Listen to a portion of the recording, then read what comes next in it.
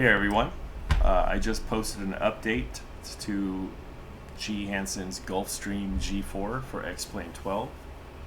That's over at xplane.org and also on my website. I'll put links to everything in the description of this video.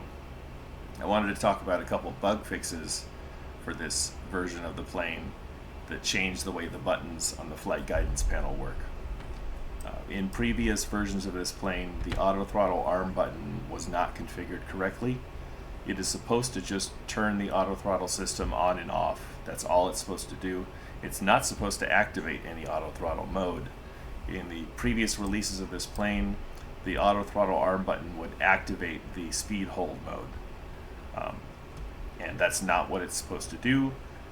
As a result of this bug, sometimes the auto throttle would get into modes and to where you could not turn it off using the buttons, which is obviously a big problem.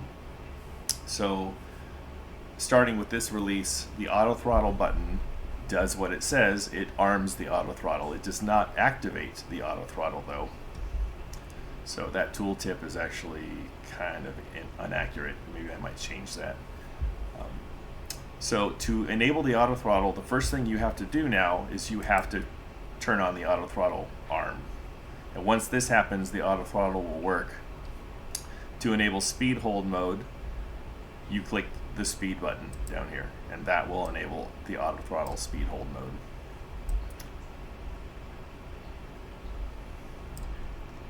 Now, if at any time the auto throttle is doing something that you don't like or you just want to turn it off, now, as in the real thing, all you have to do is press the auto throttle arm button and it will deactivate the auto throttle no matter what mode it's in, even if you're in like vertical navigation mode and that's controlling the auto throttle.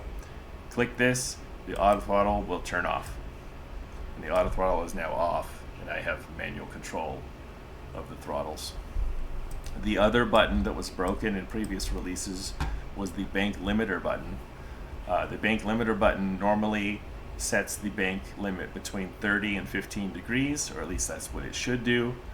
In previous releases, once you activated it and then deactivated it, it would cycle between 15 and 0 degrees. And as you can imagine, limiting the turn rate to 0 degrees isn't very useful. So now the bank limiter button works properly. When the bank limiter is on, the plane will be limited to 15 degrees when it turns. When the bank limiter button is off, it will return to the default of 30 degrees. So those are the fixes to these buttons. If you've flown this plane before, you probably are used to the way the buttons worked before, so I figured I would make this video just to kind of illustrate the changes. Thanks everyone.